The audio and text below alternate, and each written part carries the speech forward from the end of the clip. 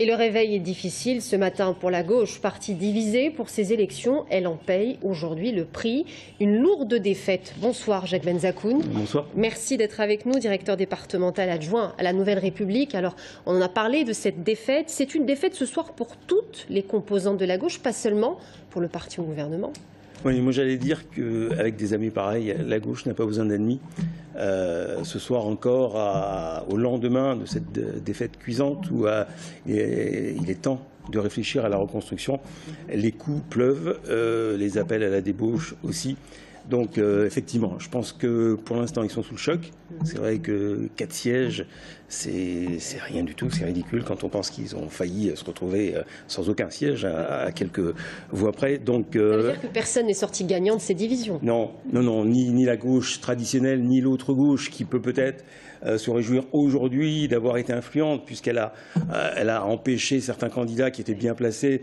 Vous parliez tout à l'heure de Nicolas Gautreau, je pense à Bléré aussi, où on a eu Daniel Labaronne qui n'était pas loin. Il y a eu des duels, même sur Tours, d'autres cantons où ils auraient pu. Bon, il n'y a pas eu d'appel. Sur le canton de Tours-Est, bien que Christophe Boulanger-Levert n'ait pas appelé, ils ont quand même été élus. Mais on voit bien qu'il y avait des dissensions. Alors évidemment, on a posé la question hier à M. Bourdin, c'est la politique nationale ou départementale? Alors tout est mélangé. Aujourd'hui, il y a une rancœur, une acidité au sein de cette gauche qui a rongé vraiment les rangs et qui donne le résultat qu'on a aujourd'hui. Il y a quelque chose d'intéressant aussi qu'on voyait ce matin dans la presse, dans les colonnes de la Nouvelle République. À Ballon-Miré, les bulletins blancs, on en a parlé de ces bulletins blancs hier soir. Sur le canton de Ballon-Miré-la-Riche, c'est le double de la moyenne départementale. C'est un électeur sur 8 qui a voté blanc.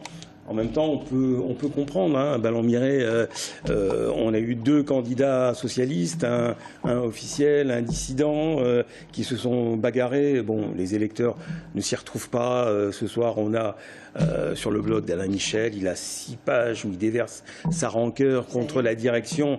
Bon, on se dit, et cette direction, rien compris, quoi. Oui, bien sûr. Donc en tout cas, c'est le message qu'ont voulu faire passer les électeurs. Au lendemain des municipales, on parlait déjà d'un règlement de compte. On voit bien que les choses ne vont pas en s'arrangeant. Et finalement, tout ça, ça avait commencé il y a très longtemps. Vous parliez hier soir dans notre soirée électorale de plaques telluriques. C'est une très belle image pour expliquer comment la gauche s'est divisée petit à petit. Qu'est-ce qui peut se passer maintenant? Est-ce qu'elle va elle va se reconstruire? Comment? Avec qui? Comment ça peut se passer aujourd'hui en Indre-et-Loire? Je pense que dans un premier temps, il va falloir analyser très concrètement là où ça a marché, là où ça n'a pas marché. Il va falloir redéfinir une direction à gauche, socialiste, parti de gauche, avec des priorités. Et ça va se reconstruire avec beaucoup de jeunes, puisqu'on voit qu'aujourd'hui, il y a une génération qui s'en va. Les papy-boomers, Claude-Pierre Chauveau, Alain Michel, il y en a beaucoup qui... Jean-Claude Landré, enfin, il y a toute cette génération qui s'en va. Il va falloir reconstruire. Mais pour reconstruire, il faut faire un état des lieux lucide. Il faut avoir vraiment l'envie de reconstruire et pas de se déchirer. Mais je pense que ça va durer quelques semaines, quelques mois, la déchirure. Je pense qu'on va aller au fond de l'abîme jusqu'au régional et peut-être qu'après ils pourront rebondir. Après, juste 2 minutes, la droite est en train, elle a la victoire, une belle victoire qu'on ne peut pas contester, mais elle est en train de faire ce que la gauche avait fait il n'y a pas longtemps, d'avoir tous les pouvoirs, notamment autour de l'agglo, avec Philippe Briand comme patron, comme le fut à l'époque Jean Germain, et elle est en train de reproduire exactement le même schéma. Voilà. Et il faudra faire attention aussi. Le pouvoir hégémonique peut rendre fou, c'est ce que vous avez l'air de dire. Crée des jalousies, des tensions, et à force d'avoir des petits partis féodaux à droite, où chacun veut être roi à la place du roi, ça éclate. On vient de le voir à gauche. Merci beaucoup, Jacques Benzakoun, directeur départemental adjoint à la Nouvelle République. Merci pour votre analyse.